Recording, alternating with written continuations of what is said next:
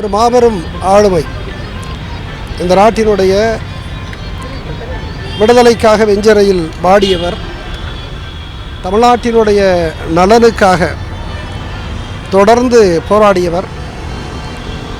முதிய வயதிலே கூட தாமிரபரணி ஆற்றுப்படுகையில் நடக்கும் அந்த மணற்கொள்ளைக்கு எதிராக வழக்கு தொடுத்தவர், வாதாடியவர் நேரில். ஒரு மாபெரும் ஆளுமை. நம் நாட்டில் பூமி பந்திலே இந்தியா மிகப்பெரிய ஒரு ஜனநாயக நாடு. உலகத்தின் மாபெரும் ஜனநாயகத்தை மதவெறி காடாக, சாதி வெறிகளினுடைய சங்கமமாக, வியாபாரிகளினுடைய பெரும் வியாபாரிகளினுடைய வேட்டை காடாக, ஊழலினுடைய ஊற்றுக்கண்ணாக, ஒரு வியாபார அரசியலாக சிறுமைப்படுத்தி இந்த நிலையில்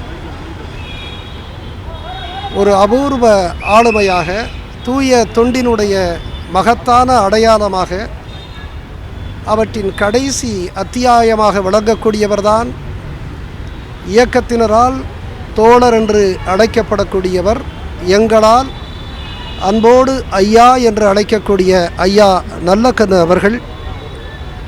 விரைவில் நலம் பெற நாங்கள் பெரிதும் விரும்புகிறோம். உங்களுக்கு அவருக்குமான ஏதாவது தொடர்பு? நிச்சயமாக நான் 2012 மதுரை மாவட்ட ஆட்சியராக இருந்த காலத்தில் கிரானைட்டு முறைகேடுகளுக்கு எதிராக நான் எடுத்த நடவடிக்கைகளின் போது அவர் ஊக்கப்படுத்துபவராக, அது மட்டுமல்லாமல் 2015 காலகட்டத்தில் அன்றைக்கு உயர்நீதிமன்றத்தால் சட்ட ஆணையராக நான் நியமனம் செய்யப்பட்டு கிரானைட்டு முறைகேட்டுகளினுடைய முழுவீச்சை, அதனுடைய ஆழத்தை அறிவதற்காக அந்த விசாரணையை நடத்தி கொண்டு இருந்த அந்த நெருக்கடியான நேரத்தில் எனக்கு அவர் தொலைபேசியில் பேசி என்னை ஊக்கப்படுத்தியவர். அது மட்டுமல்ல, நான் அமெரிக்காவிற்கு 2012ஆம் ஆண்டிலே அங்கே இருக்கக்கூடிய தமிழ் அமைப்புகளினுடைய அந்த பேரவை கூட்டத்திற்கு சென்றபோது அங்கே என்னோடு பயணித்தவர் தான் நம்முடைய அன்பிற்குரிய ஐயா நல்லக்கண்ணு அவர்கள்.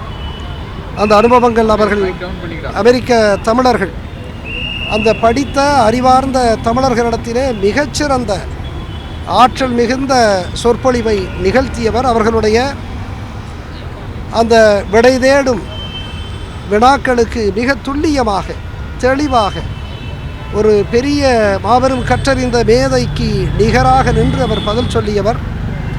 அவரோடு நான் அமெரிக்காவில் ஒரு 4-5 மணி நேரம் நயகரா நீர்வீழ்ச்சிக்கு பயணம் செய்த அந்த பசுமையான நினைவுகளெல்லாம் இன்றைக்கு வருகிறது. அவர் ஒரு அபூர்வம். அற்பர்கள் அபூர்வத்தை அறிந்து கொள்ள முடியாது. எனவே அற்பர்கள் மத்தியில் அவர் ஒரு அபூர்வமான மாபெரும் ஆளுமையாக திகழ்கிறார்.